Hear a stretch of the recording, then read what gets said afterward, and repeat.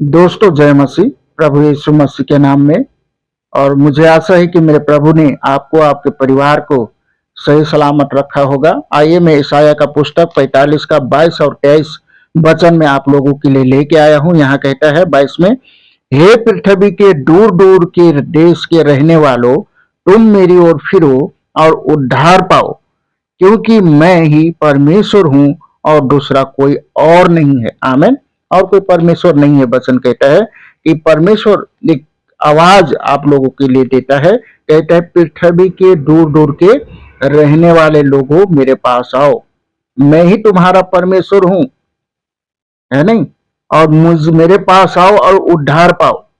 और 22 में 23 पढ़ देता हूँ आप लोगों के लिए।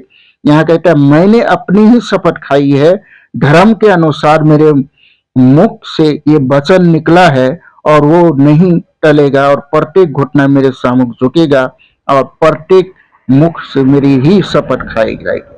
आमीन, आमीन, हालेलुया। ये वचन जो है यीशु मसीह के बारे में कहता है। यीशु मसीह कहते हैं कि मैं ही तुम्हारा परमेश्वर हूँ। आमीन। आप कहोगे कि तो पुराना नियम में लिखा है, मैं भी आप लोगों के लिए रखूंगा वचन। कहता है कि हे पृथ्वी के दूर दूर के रहने वाले सब मेरे पास आओ और मैं ही तुम्हारा परमेश्वर हूँ। आमीन। और कहता है, और मैंने जो बोला है बदलेगा नहीं। वचन कहता है मैंने अपनी शपथ खाई है। आमीन।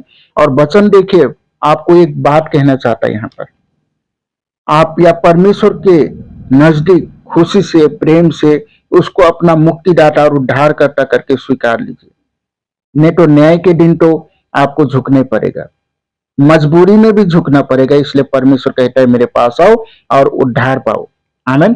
और एक वचन और मैं पढ़ देता हूं आप लोगों के लिए, फिलिपियों की पुस्तक 2 का 10 और 11 पढ़ता हूं कि जो स्वर्ग और पृथ्वी पर और पृथ्वी के नीचे हैं वे सब यीशु के नाम में घुटने टेकेंगे। और 11 में कहता है, और परमेश्वर पिता की महिमा के लिए हर एक जीव अंगीकार कर ले कि यीशु मसीह ही प्रभु है। आमीन।